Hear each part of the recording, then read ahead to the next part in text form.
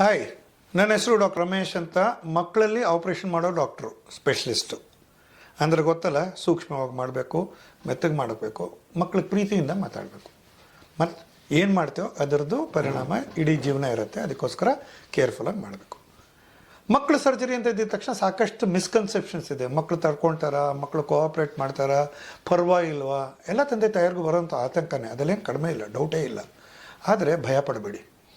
ನನ್ನ ಉದ್ದೇಶ ಏನು ಅಂತಂದರೆ, ಅದೆಲ್ಲ ಸಾಧಾರಣ ಮಕ್ಕಳಲ್ಲಿ ಬರುವಂಥ ಆಪ್ರೇಷನಲ್ಲಿ ಏನು, ಅದಕ್ಕೇನು ಪ್ರಿಕಾಷನ್ ತೊಗೋಬೇಕು, ನಿಮ್ಮ ಕಡೆಯಿಂದ ಏನೇನು ಮುಂಜಾಗ್ರತೆ ತೊಗೋಬೇಕು, ನಿಮ್ಮ ಕಡೆಯಿಂದ ಏನೇನು ಮಾಡಬಹುದು, ಅದಕ್ಕೆ ಏನೇನು ಪ್ರಶ್ನೆಗಳು ಸಾಧಾರಣ ತಂದೆ ತಾಯಿಗೆ ಬರುತ್ತೆ, ಅದ್ರ ಬಗ್ಗೆ ಇವತ್ತು ನಾನು ಗಮನ ಕೊಡ್ತೀನಿ, ಒಂದಿಷ್ಟು ಮಾಹಿತಿ ಕೊಡ್ತೀನಿ.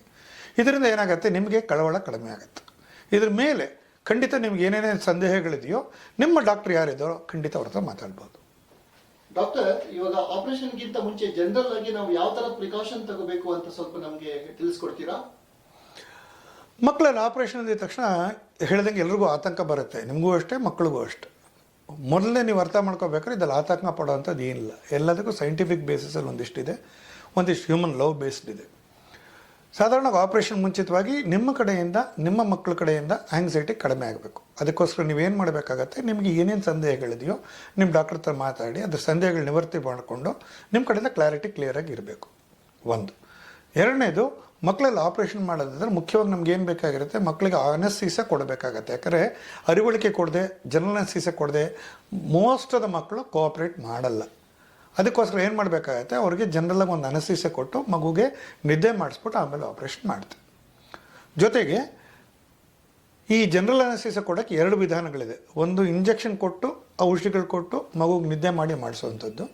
ಇನ್ನೊಂದು ಮಾಸ್ಕ್ ಅಂತ ಇಟ್ಕೊಳ್ತೀವಿ. ಆ ಮಾಸ್ಕ್ ಇಟ್ಕೊಂಡ್ರೆ ಏನಾಗುತ್ತೆ, ಅದ್ರ ಮೂಲಕ ಬಲೂನ್ ಥರ ಅದ್ರಲ್ಲಿ ಊದ್ತಾ ಇದ್ದರೆ ಅದರಲ್ಲಿ ಅನಸ್ಥೆಟಿಕ್ ಗ್ಯಾಸಸ್ ಬರುತ್ತೆ, ಅದರಿಂದ ನಿದ್ದೆ ಮಾಡ್ತಾರೆ. In general elective operations, minor operations, ಹಂಗಾರೆ ನಾವು ಚೂಸ್ ಮಾಡುವಂಥ ಆಪ್ರೇಷನ್ 90% ಆಫ್ ಆಪ್ರೇಷನ್ಸಲ್ಲಿ ನಾವು ಆಪ್ರೇಷನ್ ಮುಂಚಿತವಾಗಿ ಮಗು ಯಾವುದೇ ಥರ ತೊಂದರೆ ಕೊಡೋಕ್ಕೆ ಇಷ್ಟ ಇಲ್ಲ. ಆದ್ದರಿಂದ ನಾವೇನು ಮಾಡ್ತೀವಿ, ಮಗುಗೆ ಆಪ್ರೇಷನ್ ಥಿಯೇಟ್ರ್ ಕರ್ಕೊಂಡೋದಾಗ ಈ ಇಂಜೆಕ್ಷನ್ನು ಇಲ್ಲ ಮಾಸ್ಕು ಅವ್ರ ಮಗು ವಯಸ್ಸು ಸಂಗತ್ತೆ. ದೊಡ್ಡ ಮಕ್ಕಳಾದರೆ ಅವ್ರಿಗೆ ಕೇಳ್ತೀವಿ, ಅವ್ರಿಗೆ ಯಾವ ಥರ ಬೇಕೋ ಅದನ್ನು ಕೇಳ್ತೀವಿ, ಆ ಥರ ಮಾಡ್ತೀವಿ. ಇಂಜೆಕ್ಷನ್ನು ಔಷಧ ಕೊಟ್ಟು ನಿದ್ದೆ ಮಾಡಿದ್ಮೇಲೆ ಐವಿಲಿನ ಹಾಕಿ ಆಮೇಲೆ ಆಪ್ರೇಷನ್ ಸಂಬಂಧಪಟ್ಟಿದ್ದು ಮಾಡ್ತೀವಿ. ಇಲ್ಲೇನಾಗತ್ತೆ, ಮಕ್ಕಳಿಗೆ ಅನಸ್ತೀಸ ಕೊಡೋಕ್ಕೆ ಮುಂಚೆ ಜನರಲ್ ಅನಸ್ತೀಸ ಕೊಡ್ತೀವಲ್ಲ, ಫುಲ್ಲು ಮಗುಗೆ ಮೂರ್ಛೆ ಆಗಿರುತ್ತೆ, ನಿದ್ದೆ ಮಾಡ್ತಿರುತ್ತೆ. ಅವಾಗ ಏನಂತ ಮೈಯಲ್ಲಿ ರಿಫ್ಲೆಕ್ಸಸ್ ಎಲ್ಲ ಕಡಿಮೆ ಇರುತ್ತೆ. ಆ ಕಾರಣದಲ್ಲಿ ಏನಾಗುತ್ತೆ, ಹೊಟ್ಟೆಯಲ್ಲಿ ಏನಾಯಿತು ಅಂದರೆ ವಾಂತಿ ಮಾಡಿಕೊಂಡ್ರೆ ತೊಂದರೆ ಆಗುತ್ತೆ. ರಿಗರ್ಜಿಟೇಷನ್ ಅಂತ ಹೇಳ್ತೀವಿ, ಮಿಕ್ಕಳಿಂದ ಮೇಲಕ್ಕೆ ಬಂದ ಕಷ್ಟ ಅದು. ಅದಕ್ಕೋಸ್ಕರ ಮಕ್ಕಳಿಗೆ 4 ರಿಂದ 6 ಗಂಟೆ ಕಾಲ ಖಾಲಿ ಹೊಟ್ಟೆ ಇರಬೇಕು. ದೊಡ್ಡ ಮಕ್ಕಳು ದೊಡ್ಡವರಾದ 6 ಗಂಟೆ ಕಾಲ ಹೇಳ್ತೀವಿ. ಇನ್ನು ಚಿಕ್ಕ ಮಕ್ಕಳಾದರೆ ಅದಕ್ಕೆ ತಕ್ಕಂಥ ವಯಸ್ಸಿಗೆ ತಕ್ಕಂಥ ಕಡಿಮೆ ಆಗ್ತೀವಿ. ಒಳ್ಳೆ ಹುಟ್ಟಿದ ಮಕ್ಕಳಾದರೆ 3 ತಾಸು ಹೇಳ್ಬೋದು, ಸ್ವಲ್ಪ ದೊಡ್ಡ ಹುಡುಗರಾದರೆ 4 ಅವರ್ ಹೇಳ್ಬೋದು, ಆಮೇಲೆ 5 ಅವರ್ ಹೇಳ್ಬೋದು. ಇದರಲ್ಲಿ ಏನು ಅಂತಂದರೆ, ಈ ಪರ್ಟಿಕ್ಯುಲರ್ ಸ್ಟಾರ್ವೇಷನ್ ಟೈಮಲ್ಲಿ ಏನೂ ಕೊಡೋಂಗಿಲ್ಲ. ಅಂದರೆ ಒಂದು ತೊಟ್ಟು ನೀರು ಕೂಡ ಕೊಡೋಂಗಿಲ್ಲ. ದೇವ್ರ ಪ್ರಸಾದ ಕೊಟ್ಟರು ಸರ್ ಸ್ವಲ್ಪ ನೀರು ಕೊಡ್ತೀವಿ ಸರ್, ಖಂಡಿತ ಇಲ್ಲ. ಯಾಕಂದರೆ ಒಂದು ಚೂರು ಹೊಟ್ಟೆ ಒಳಗಿದ್ರು ಅದೇನಾದರೂ ಹೊರಗೆ ಬಂದರೆ ಮಗುಗೆ ಸೀರಿಯಸ್ ರಿಸ್ಕ್ ಆಗ್ಬೋದು, ಪ್ರಾಣ ಕೂಡ ಅಪಾಯ ಆಗ್ಬೋದು. ಸೊ ಇದು ಒಂದ್ರಲ್ಲಿ ನಾವು ಯಾವುದೇ ಥರದ್ದು ಸಂಶಯ ಇಲ್ಲ, ಯಾವುದೇ ಥರದ್ದು ನಾವು ಡೌಟ್ಗಳು ಮಾಡೋದಿಲ್ಲ. ಮಗು ಖಾಲಿ ಹೊಟ್ಟೆಯಲ್ಲಿರೋದು ಮುಖ್ಯ. ಎರಡನೇದು, ಮಗುಗೆ ಆಪ್ರೇಷನ್ ಮಾಡೋ ಟೈಮಲ್ಲಿ ಮೈ ಕ್ಲೀನಾಗಿರೋದು ಇಂಪಾರ್ಟೆಂಟು. ಆಪ್ರೇಷನ್ ಜೊತೆ ಚೆನ್ನಾಗಿ ಮಗು ಸ್ನಾನ ಮಾಡಿಸಿ, ಬ್ರಷ್ ಮಾಡಿಸಿ ಕರ್ಕೊಂಬನ್ನಿ. 2. ಮೂರನೇದು, ಆಪ್ರೇಷನ್ ಮುಂಚೆ ಮಗುಗೆ ಆತಂಕ ಎಲ್ಲ ಕಡಿಮೆ ಮಾಡಿಸಿ ಮೆತ್ತಗೆ ಮಾತಾಡ್ಕೊಂಡ್ಬಂದು ಮೋಸ್ಟ್ ಆಫ್ ದ ಕಂಡೀಷನ್ಸ್ ಮುಗಿಯುತ್ತೆ. ಇದು ಬಿಟ್ಟು ಮಗುಗೆ ಯಾವ ಥರ ಆಪ್ರೇಷನ್ ಅದಕ್ಕೆ ತಕ್ಕಂತೆ ಇನ್ನೊಂದಿಷ್ಟು ಇನ್ಸ್ಟ್ರಕ್ಷನ್ಸು ನಿಮ್ಮ ಡಾಕ್ಟರ್ಸು ಇಲ್ಲ ಸರ್ಜನ್ಸ್ ಕೊಡ್ತಾರೆ. ಅದೇನು ಹೇಳ್ತಾರೋ ಖಂಡಿತ ಅದನ್ನು ಫಾಲೋ ಮಾಡಬೇಕಾಗತ್ತೆ ನಿಮಗೆ. ಸರ್, ಈ ಮಕ್ಕಳಿಗೆ ಖಾಲಿ ಹೊಟ್ಟೆ ಇರಬೇಕು ಅಂತಿರಲ್ಲ. ಈಗ ಮಕ್ಕಳು ಕೆಲವರು ಹಾಲು ಕುಡಿಯೋ ಅಭ್ಯಾಸ ಇರುತ್ತೆ, ಫೀಡ್ ಮಾಡ್ತಾ ಇರ್ತಾರೆ, ಕೆಲವು ಮಕ್ಕಳಿಗೆ ಮೆಡಿಸಿನ್ ಕೊಡ್ತಾ ಇರ್ತೀವಿ. ಅದನ್ನೆಲ್ಲ ಸ್ಟಾಪ್ ಮಾಡಿಕೊಂಡು ಖಾಲಿ ಹೊಟ್ಟೆ ಇಟ್ಕೊಳ್ಳೋದು ಹೇಗೆ ಸರ್? ಮಕ್ಕಳಿಗೆ ಖಾಲಿ ಹೊಟ್ಟೆ ಇರಬೇಕಾ, ಅತ್ಯವಶ್ಯಕ, ಅದರಲ್ಲೇನು ಕಾಂಪ್ರಮೈಸ್ ಇಲ್ಲ. ಆದರೆ ಏನು ಮಾಡಬೇಕಾಗತ್ತೆ, we will have to do certain things. ಮಕ್ಕಳಿಗೆ ಸಮಾಧಾನ ಮಾಡಬೇಕಾಗತ್ತೆ. ಇನ್ ಜನರಲ್ ನಮ್ಗೆ ಯಾವತ್ತು ಮಕ್ಕಳು ಖಾಲಿ ಹೊಟ್ಟೆ ಇರಬೇಕೋ ಅವತ್ತು ಅಳ್ತಾರೆ, ಯಾವತ್ತು ಫೀಡ್ ಮಾಡೋಕೆ ಹೋದ್ರೆ ಬೇಡ ಅಂತ ಹೇಳ್ತಾರೆ. It doesn't matter. ಜನರಲಾಗಿ ಏನು ಮಾಡ್ತೀವಿ, ಅದಕ್ಕೋಸ್ಕರ ವಯಸ್ಸಿಗೆ ತಕ್ಕಂತೆ ಮಾಡ್ತೀವಿ. Small new Born children, 1 month infant ಅಂತ ಮಕ್ಕಳಿಗೆ 3 ಅವರ್ಸ್ ಅಷ್ಟೇ ಹೇಳ್ತೀವಿ. ಇದರಲ್ಲೂ ಏನು ಮಾಡ್ತೀವಿ, ವಿಧವಾಗಿ ಟ್ರೈ ಮಾಡ್ತೀನಿ. ಫಾರ್ ಎಕ್ಸಾಂಪಲ್ ಕ್ಲಿಯರ್ ಲಿಕ್ವಿಡ್ಸು, ನೀರು, ಜ್ಯೂಸು ಆ ಥರ ತೊಗೊಂಡ್ರೆ, ಇಲ್ಲ ಮದರ್ಸ್ ಮಿಲ್ಕ್ ಪರವಾಗಿಲ್ಲ, up to 3 hours is okay. ಇದು ಬಿಟ್ಟು ಸ್ವಲ್ಪ ಥಿಕ್ಕರ್ ಲಿಕ್ವಿಡ್ಸ್ ಲೈಕ್ ಜ್ಯೂಸು ಆ ಥರ ಎಲ್ಲ ಕೊಡೋದಾದರೆ 4 ಅವರ್ಸ್ ಹೇಳ್ತೀವಿ. ಸಾಲಿಡ್ಸ್ ಆದರೆ 6 ಅವರ್ಸ್ ಹೇಳ್ತೀವಿ. ಯಾಕಂದರೆ ಹೊಟ್ಟೆ ಎಂಟಿ ಆಗಬೇಕು, ಅದಕ್ಕೆ ಬೇಕಾಗುತ್ತೆ. ಅರ್ಥ ಆಗುತ್ತೆ, ಮಕ್ಕಳು ಹತ್ತಾಗ ನಂಗೆ ಬೇಕೇ ಬೇಕು ಅಂತ ಹಠ ಮಾಡ್ತಾರೆ, ಅದಕ್ಕೆ ಏನೂ ಮಾಡೋಕ್ಕಾಗಲ್ಲ. But still you have to manage it. ಮಗು ತೊಗೋಬೇಕಾದ್ರೆ ಸಮಾಧಾನ ಆಗುತ್ತೆ. ಇನ್ನೊಂದು ಆತಂಕ ಏನು ಬರುತ್ತೆ ನಿಮ್ಗಳಿಗೆ ಅಂದರೆ ಮಗು ಇಷ್ಟೊತ್ತು ಖಾಲಿ ಹೊಟ್ಟೆಯಲ್ಲಿ ಇದೆಯಲ್ಲ, ಮಗು ಡಿಹೈಡ್ರೇಟ್ ಆಗಿಬಿಡುತ್ತಾ, ಮಗು ಶುಗರ್ ಲೆವೆಲ್ ಕಡಿಮೆ ಆಗುತ್ತಂತ. ಏನೂ ವರಿ ಮಾಡಬೇಡಿ.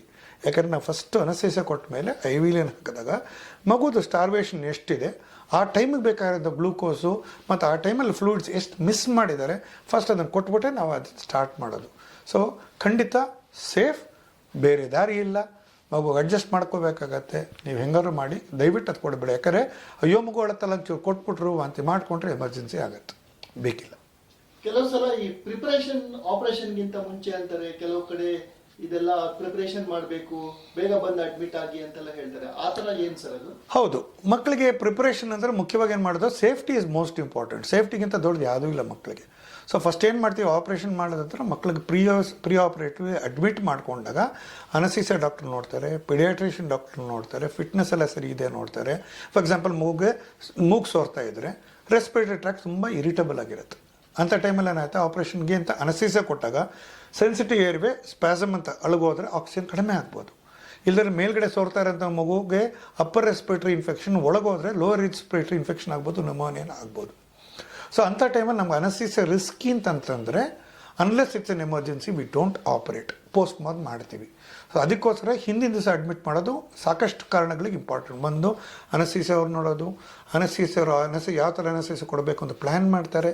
ಅದ್ರ ಜೊತೆಗೆ ಮಗುಗೆ ಈ ಸ್ಟಾರ್ವೇಷನ್ ಸ್ಟೇಟಸ್ಸು, ಮೆಡಿಕೇಷನ್ಸ್ ಏನಿತ್ತು, ಮಗು ಪ್ರೀವಿಯಸ್ ರಿಸ್ಕ್ ಫ್ಯಾಕ್ಟರ್ಸ್ ಏನಿತ್ತು, ಅದೆಲ್ಲ ಚೆಕ್ ಮಾಡಿ ನಾವು ಪ್ಲ್ಯಾನ್ ಮಾಡ್ಕೊಳ್ತೀವಿ.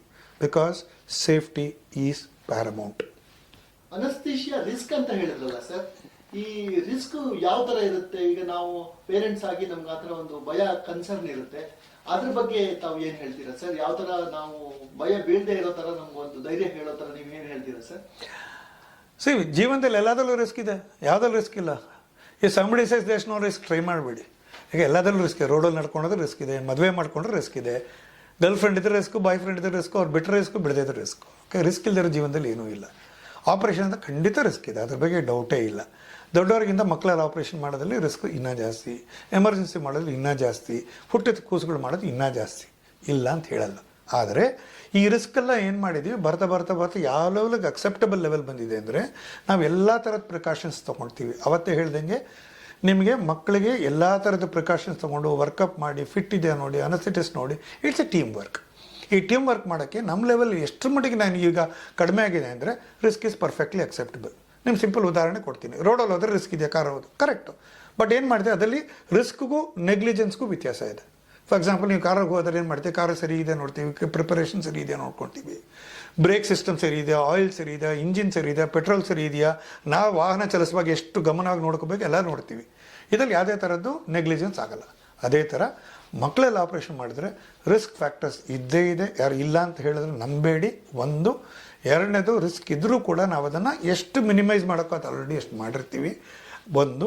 ಎರಡನೇದು, ನಿಮ್ಮ ಮಕ್ಕಳಿಗೆ ಆಪ್ರೇಷನ್ ಮಾಡಿದ್ರೆ ಪಿಡಿಯಾಟ್ರಿಕ್ ಅನಸ್ಥೆಟಿಸ್ಟು, ಪಿಡಿಯಾಟ್ರಿಕ್ ಇಂಟೆನ್ಸಿವಿಸ್ಟು, ಪಿಡಿಯಾಟ್ರಿಷನ್ ಎಲ್ಲರೂ ಜೊತೆ ಇರ್ತೀವಿ. ಅಕಸ್ಮಾತಾಗಿ ಏನೋ ಪ್ರಾಬ್ಲಮ್ ಆದರೂ ಕೂಡ ಅದು ಹ್ಯಾಂಡಲ್ ಮಾಡೋಕ್ಕೆ ನಾವು ಗೇರಪ್ ಆಗಿರ್ತೀವಿ, ಅದಕ್ಕಿಂತ ನಾವು ರೆಡಿ ಇರ್ತೀವಿ. ಸೊ ಹಂಗೆ ನೋಡೋಕ್ಕೋದ್ರೆ ಮುಂಚಿನ ಕಾಲದಲ್ಲಿ ಕಂಪೇರ್ ಮಾಡಿದ್ರೆ 30-40 ವರ್ಷದ ಕೆಳಗೆ ಆಪ್ರೇಷನ್ ಮಾಡೋದಕ್ಕೆ ರಿಸ್ಕ್ ಕಂಪೇರ್ ಮಾಡಿದ್ರೆ ಈಗ risk is almost negligible. But existing, but negligible amount and is very acceptable amount of risk. Sir, ದಯವಿಟ್ಟು ನನಗೆ ಈ ಮಕ್ಕಳಲ್ಲಿ ಅನಸ್ಥೀಷಿಯಾ ಕೊಡಬೇಕಾದ್ರೆ ಅದಕ್ಕೇನಾದರೂ ಸಪ್ರೇಟ್ ಆಗಿ ಪೀಡಿಯಾಟ್ರಿಕ್ ಅನಸ್ಥೀಷಿಯಾ ಅಂತ ಏನಾದರೂ ಇದೆ ಸರ್? ಈಗ ನೀವು ಪೀಡಿಯಾಟ್ರಿಕ್ ಸರ್ಜನ್ ಅಂತೀರಾ, ಅನಸ್ಥೀಷಿಯಾನು ಕೂಡ ಪೀಡಿಯಾಟ್ರಿಕ್ ಅನಸ್ಥೀಷಿಯಾ ಅಂತ ಇರುತ್ತಾ ಸರ್? ಖಂಡಿತ. ಈಗ ಮುಂಚೆ ಎಲ್ಲ ಸ್ವಲ್ಪ ಕಡಿಮೆ ಇತ್ತು, ಬಟ್ ಈ ನಡುವೆ ಪಿಡಿಯಾಟ್ರಿಕ್ ಅನಸ್ಥೆಟಿಕ್ಸ್ ಅಂತ ಅದಕ್ಕಿಂತ ಸ್ಪೆಷಲ್ ತರಬೇತಿ ತೊಗೊಂಡವ್ರು ಇದ್ದಾರೆ. ಉದಾಹರಣೆಗೆ ಚಿಕ್ಕ ಮಕ್ಕಳಿಗೆ ನಾವು ಕೊಡೋ ಔಷಧಿಗಳಿಗೆ 1 kg ನಾವು ಕ್ಯಾಲ್ಕುಲೇಟ್ ಮಾಡಿ ಡೋಸ್ ಕೊಡಬೇಕಾಗತ್ತೆ. ಜೊತೆಗೆ ಮಗುಗೆ ಬ್ಯಾಕ್ಗ್ರೌಂಡ್ ಇದು ಮೆಡಿಕೇಷನ್ಸು ಏನು ಕೊಡ್ತಾರೆ ಅದ್ರ ಪ್ರಕಾರ ಕೊಡಬೇಕಾಗತ್ತೆ. ಅದು ಬಿಟ್ಟು ಇಲ್ನೆಸಸ್ ಇರ್ಬೋದು, ಕಾಯಿಲೆಗಳಿರ್ಬೋದು. ಮಕ್ಕಳಿಗೆ ದೊಡ್ಡವ್ರ ಥರ ಡಯಾಬಿಟಿಸು ಅದೆಲ್ಲ ತುಂಬ ಕಡಿಮೆ, ಬಟ್ ಇರುತ್ತೆ. ಡಯಾಬಿಟಿಸ್ ಇರ್ಬೋದು, ಹೈಪರ್ಟೆನ್ಷನ್ ಇರ್ಬೋದು, ಅದೆಲ್ಲ ಕಡಿಮೆ. ಬಟ್ ಆ ಥರ ಮಕ್ಕಳು ಬರ್ತಾರೆ. ಸೊ ಅದಕ್ಕೇನಾಯ್ತು, ಒಂದೊಂದು ಮಕ್ಳಿಗೂ ನಾವು ಇಂಡಿವಿಜುವಲಿ ಟೈಲರ್ ಮಾಡಿ ಮಾಡ್ದಂಗೆ ಮಾಡಬೇಕಾಯ್ತು. ಅದಕ್ಕೆ ಅಂತ ಸ್ಪೆಷಲ್ ತರಬೇತಿ ತೊಗೊಂಡ್ರೆ ಪಿಡಿಯಾಟ್ರಿಕ್ ಅನಸ್ಥೆಟಿಸ್ಟ್ ಬರ್ತಾರೆ. ಯಾಕಂದ್ರೆ ಅವ್ರು ಕೂಡ 1 ml important, 1 ml fluid important, 1 ml injections important ಆಗುತ್ತೆ. ಸೊ ಅದನ್ನು ಕ್ಯಾಲ್ಕುಲೇಟ್ ಮಾಡಿ ಕೊಡೋಕ್ಕೆ ಅಂತ ಸ್ಪೆಷಲಿಸ್ಟ್ ಪಿಡಿಯಾಟ್ರಿಕ್ ಅನಸ್ಥೆಟಿಸ್ಟ್ ಈ ನಡುವೆ ಇದ್ದಾರೆ. ಇವ್ರ ಹತ್ರ ಹೋಗೋದ್ರಿಂದ ತುಂಬ ಸೇಫ್ ಆಗುತ್ತೆ. ಯಾಕೆಂದರೆ ಮಕ್ಕಳಲ್ಲಿ ಸೇಫ್ಟಿ ಮಾರ್ಜಿನ್ ಅದು ಕಡಿಮೆ. ಫಾರ್ ಎಕ್ಸಾಂಪಲ್, ಇವಾಗ ದೊಡ್ಡವರಲ್ಲಿ ಸೇಫ್ಟಿ ಮಾರ್ಜಿನ್ ಸ್ವಲ್ಪ ಜಾಸ್ತಿ ಇರುತ್ತೆ, ವಿತ್ಸ್ಟ್ಯಾಂಡಿಂಗ್ ಪವರ್ ಜಾಸ್ತಿ ಇರುತ್ತೆ. ಸೊ ಸ್ವಲ್ಪ ಆ ಕಡೆ ಈ ಕಡೆ ಹೆಚ್ಚು ಕಡಿಮೆ ಆದರೆ ತೊಂದರೆ ಆಗಲ್ಲ. ಫಾರ್ ಎಕ್ಸಾಂಪಲ್ 100 ml ಫ್ಲೂಯಿಡ್ ಜಾಸ್ತಿ ಆದರೆ ಪರವಾಗಿಲ್ಲ, ಕಡಿಮೆ ಆದರೆ ಒಂದು ಲೆವೆಲಿಗೆ ಮ್ಯಾನೇಜ್ ಮಾಡ್ಬೋದು. ಮಕ್ಕಳಲ್ಲಿ 5 ml ಈ ಕಡೆ ಆ ಕಡೆ ಹೋದ್ರೆ ಪ್ರಾಬ್ಲಮ್ ಆಗ್ಬೋದು. ಅದಕ್ಕೋಸ್ಕರ ತುಂಬ ಗಮನದಿಂದ ಇರಬೇಕು, ತುಂಬ ಕೇರ್ಫುಲ್ಲಾಗಿ ಮಾನಿಟರ್ ಮಾಡಬೇಕಾಗುತ್ತೆ. ಮತ್ತು ಏನೋ ಪ್ರಾಬ್ಲಮ್ ಆದ ತಕ್ಷಣ ಅದಕ್ಕೆ ರಿಯಾಕ್ಟ್ ಮಾಡಿ ಬರಬೇಕಾಗತ್ತೆ. ಇದಕ್ಕಿಂತ ಸ್ಪೆಷಲ್ ಪೀಡಿಯಾಟ್ರಿಕ್ ಅನಸ್ಥೆಟಿಸ್ಟ್ ಖಂಡಿತ ಬೇಕೇ ಬೇಕು. ಡಾಕ್ಟರ್, ಈ ಅನಸ್ಥೀಶಿಯಾ ಅಂತ ಹೇಳಿದ್ರಲ್ಲ, ಇದರಲ್ಲಿ ಜನರಲ್ ಅನಸ್ಥೀಶಿಯಾ, ಸ್ಪೈನಲ್ ಅನಸ್ಥೀಶಿಯಾ, ಆಮೇಲೆ ಹಿಂದ್ಗಡೆ ಲಾಸ್ಟ್ ಅಲ್ಲಿ ಕಾಕಿಕ್ ಬೋನ್ಗೆ ಏನೋ ಇಂಜೆಕ್ಷನ್ ಕೊಡ್ತೀರಿ ಅಂತ ಹೇಳ್ತೀರಿ. ಅದನ್ನೆಲ್ಲ ಜನಕ್ಕೆ ನೀವು ಹೇಗೆ ತಿಳುವಳಿಕೆ ಬರೋ ಥರ ಹೇಳ್ತೀರಾ ಸರ್? Very good question. ಎಲ್ಲ ಮಕ್ಳಿಗೂ ನಾವು ಜನರಲ್ ಅನಸ್ಥೀಸಿಯಾ ಕೊಡ್ತೀವಿ. ತುಂಬ ದೊಡ್ಡ ಮಕ್ಕಳಿದ್ರೆ ಮಾತ್ರ ನಾವು ಅದು ಕೋಆಪ್ರೇಟ್ ಮಾಡ್ತಾರೆ ಅಂದ್ಕೊಂಡ್ರೆ ನಾವು ಜನರಲ್ ಅನಸ್ಥೀಸಿಯಾ ಕೊಡ್ತಾರೆ, ಬರೀ ರೀಜನಲ್ ಅನಸ್ಥೀಸಿಯಾ ಮಾಡ್ಬೋದು. ಹ್ಯಾವಿಂಗ್ ಸೆಡ್ ದಟ್ ಜನರಲ್ ಅನಸ್ಥೀಸಿಯಾ ಕೊಡೋದ್ರಿಂದ ಏನಾಗುತ್ತೆ, ಆಪರೇಷನ್ ಡ್ಯೂರೇಷನಲ್ಲಿ, ಆಪರೇಷನ್ ಮಾಡೋ ಸಮಯದಲ್ಲಿ ಮಗು ಕೋಆಪ್ರೇಟ್ ಮಾಡುತ್ತೆ. ಯಾಕಂದರೆ ಚೆನ್ನಾಗಿ ಮಲ್ಕೊಂಡಿರುತ್ತೆ, ಏನೋ ಪ್ರಾಬ್ಲಮ್ ಇಲ್ಲ, ಅನಸ್ಥೀಸಿಯಾ ರಿಕವರ್ ಮಾಡಿಸ್ಬೋದು. ಆದ್ದರಿಂದ ಆಪರೇಷನ್ ಆದಮೇಲೆ ಮಗು ಪೇಯ್ನ್ ರಿಲೀಫ್ ಬೇಕಿರುತ್ತಲ್ಲ. ಫಾರ್ ಎಕ್ಸಾಂಪಲ್ ಗ್ರಾಯಿನ್ ಮಾಡಿರ್ಬೋದು, ಅಬ್ಡಮಲ್ ಮಾಡಿರ್ಬೋದು, ಕಡಿಮೆ ಆಗಿತ್ತು, ನಮಗೂ ಜಾಸ್ತಿ ಗೊತ್ತಿರಲಿಲ್ಲ, ಫೆಸಿಲಿಟಿ ಜಾಸ್ತಿ ಇರಲಿಲ್ಲ. ಈ ನಡುವೆ every single paediatric anaesthetist is worried about pain, post operative pain. Post operative pain relief ಅಂದರೆ ಆಪರೇಷನ್ ಆದಮೇಲೆ ನೋವಿಂದ ನಿವಾರಣೆ ಅನ್ನೋದು ನಾವು ಅದನ್ನು ಅನಸ್ಥೀಸಿಯಾ ಪಾರ್ಟ್ ಆಫ್ ದ ಪ್ಲ್ಯಾನಲ್ಲೇ ಮಾಡ್ತೀವಿ. ಇದಕ್ಕೆ ಮಾಡೋಕ್ಕೆ 2-3 ವಿಷಯಗಳಿದೆ. ಒಂದು, ಎಸ್ಪೆಷಲಿ ಲೋವರ್ ಅಬ್ಡಮನ್ ಮಾಡಿದಾಗ ಗ್ರಾಯಿನ್ ಏರಿಯಾ ಅಂದರೆ ಹೊಟ್ಟೆಯಿಂದ ಕೆಳಗೆ ಕಾಲು ಮತ್ತು ಬುಡದ ಜಾಗದಲ್ಲಿ ಏನೇ ಆಪರೇಷನ್ ಮಾಡೋದು, ಜನನೇಂದ್ರ ಮಾಡಿದ್ರು ಕೂಡ ಇಂಥ ಮಕ್ಕಳಿಗೆ ನಾವೇನು ಮಾಡ್ತೀವಿ, ಕಾರ್ಡಲ್ ಎಪಿಡ್ಯೂರಲ್ ಅಂತ ಕೊಡ್ತೀವಿ. ಸ್ಪೈನಲ್ ಕೊಡಲ್ಲ ಮಕ್ಕಳಿಗೆ, ಸಾಧಾರಣ ಸ್ಪೈನಲ್ ಕೊಡ. ಯಾಕಂದರೆ ಸಾಕಷ್ಟು ಜನಕ್ಕೆ ಅದ್ರ ಕನ್ಫ್ಯೂಷನ್ ಇರುತ್ತೆ. ಸೆಕ್ಷನ್ ಮಾಡಿದ್ಮೇಲೆ ಸ್ಪೈನಲ್ ಅನಸ್ಥೀಸಿಯಾ ಕೊಟ್ಟು ನಂಗೆ ಬೆನ್ನು ನೋವು ಬಂತು ಸರ್, ನಮ್ಮ ಮಗುಗೆ ಬರೋದು ಬೇಡ. ಖಂಡಿತ ಬರೀ ಮಾಡಬೇಡಿ, ಸ್ಪೈನಲ್ಲ ನಾವು ಮಕ್ಳಿಗೆ ಕೊಡಲ್ಲ. ಆದರೆ ಏನು ಮಾಡ್ತೀವಿ, ಟೈಲ್ ಬೋನ್, ಕಾಕ್ಸಿಕಸ್ ಅಂತ ಏನು ಹೇಳೋದಲ್ಲ, ಅದು ಟೈಲ್ ಬೋನ್. ಅದ್ರಲ್ಲಿ ಸ್ಪೆಷಲಾಗಿ ಇಂಜೆಕ್ಷನ್ ಒಂದು ಕೊಟ್ಟರೆ ಕಾರ್ಡಲ್ ಎಪಿಡ್ಯೂರಲ್ ಬ್ಲಾಕ್ ಅಂತ ಹೇಳ್ತೀವಿ. ಸಮ್ಟೈಮ್ ಲೇಬರ್ ಅನಸ್ಥೀಸಿಯಾ ಈಗ ಸಾಕಷ್ಟು ಕಡೆ ಕೊಡ್ತಿದ್ದಾರೆ. ಈ ಕಾರ್ಡಲ್ ಎಪಿಡ್ಯೂರಲ್ ಬ್ಲಾಕ್ ಅಂತ ಕೊಟ್ಟಾಗ ಲೋಕಲ್ ಅನಸ್ಥೆಟಿಕ್ ಜೊತೆ ಸ್ವಲ್ಪ ಮಿಕ್ಸ್ ಮಾಡಿಕೊಟ್ರೆ ಆಪ್ರೇಷನ್ ಆದಮೇಲೆ 4 to 6 hours ಮಗುಗೆ ಖಂಡಿತ ಕೆಳಗೆ ಯಾವುದೇ ಥರ ಸೆನ್ಸೇಷನ್ ಇರಲ್ಲ. So even though there is a pain inducing factor, ನಾವು ಪೇಯ್ನ್ ರಿಲೀಫ್ ಕೊಟ್ಟಿದ್ದರಿಂದ ಬರುತ್ತೆ. ಕೆಲವು ಸತಿ ಏನಾಗುತ್ತೆ, ನಾವು ತುಂಬ ಸೂಪರ್ ಮೇಜರ್ ಕೇಸ್ಗಳನ್ನ ಮಾಡಿದ್ರೆ ಅಂಥ ಮಕ್ಕಳು ಏನಾಗುತ್ತೆ, ಕಂಟಿನ್ಯೂಸ್ ಕಾರ್ಡಲ್ ಎಪಿಡ್ಯೂರಲ್ ಅಂತ ಕೊಡ್ತೀವಿ. ಅಂದರೆ ಎಪಿಡ್ಯೂರಲ್ ಸ್ಪೇಸಲ್ಲಿ ಒಂದು ಟ್ಯೂಬ್ ಹಾಕಿ, ಕ್ಯಾಥೆಟರ್ ಹಾಕಿ, ಪಂಪ್ ಮೂಲಕ ಲೋಕಲ್ ಅನಸ್ಥೀಸಿಯಾ ಬರ್ತಾ ಇರುತ್ತೆ. So for about 3 to 4 days ಇದು ಕೂಡ ನಾವು ಇಟ್ಕೋಬೇಕಾಗುತ್ತೆ. ಸಮ್ಟೈಮ್ಸ್ ಏನಾಗುತ್ತೆ, ಅದರಿಂದ ಪೇಯ್ನ್ ಕಡಿಮೆ ಆಗುತ್ತೆ. ಇದು ಬಿಟ್ಟು ಇವಾಗ ಯಾವುದೇ ಥರ ಮಾಡಿದ್ರು, in addition the current advancement is they also give an additional blocks using ultrasound guidance. For example, ಯಾವ ಏರಿಯಲ್ಲಿ ಆಪ್ರೇಷನ್ ಮಾಡ್ತೀವಿ ಅದಕ್ಕೆ ಎಲ್ಲಿಂದ ನರ್ವ್ ಸಪ್ಲೈ ಆಗುತ್ತೆ ನೋಡಿ, ಆ ಜಾಗದಲ್ಲಿ ಅಲ್ಟ್ರಾಸೌಂಡ್ ಇಟ್ಕೊಂಡು ನರ್ವ್ ಎಲ್ಲಿದೆ ಕಂಡುಹಿಡಿದು ಅದ್ರ ಪಕ್ಕದಲ್ಲಿ ಇನ್ಫಿಲ್ಟ್ರೇಷನ್ ಮಾಡಿದ್ರೆ ಪೋಸ್ಟ್ ಆಪರೇಟಿವ್ ಪೇಯ್ನ್ ರಿಲೀಫ್ ತುಂಬ ಚೆನ್ನಾಗಿರುತ್ತೆ.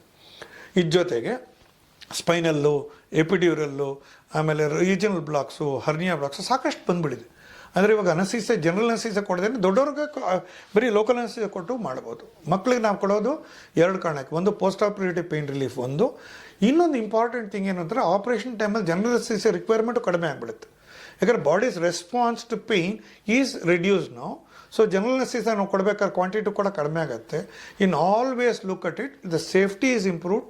ಅದರ ಜೊತೆಗೆ ಸೇಫ್ಟಿ ಜೊತೆಗೆ ನಿಮಗೆ ಪೋಸ್ಟ್ ಆಪರೇಟಿವ್ ಪೇಯ್ನ್ ರಿಲೀಫ್ ಚೆನ್ನಾಗಿರುತ್ತೆ.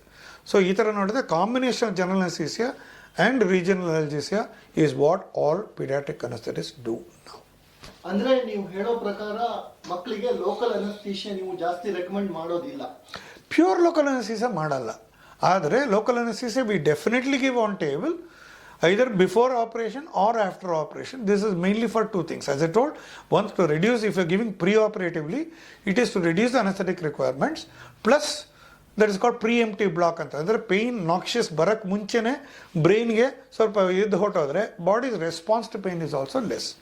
2. ಮೂರನೇದು, ಪೋಸ್ಟ್ ಆಪರೇಟಿವ್ ಪೇಯ್ನ್ ರಿಲೀಫ್ ಕಡಿಮೆ ಇರುತ್ತೆ. ಹೇಳಿದ್ರೆ ನಮ್ಗೆ ಈ ನಡುವೆ that is become a big thing, because as I told, quality of life ಥರ very important is all children have good post-operative analgesia is an integral part of the anesthesia plan.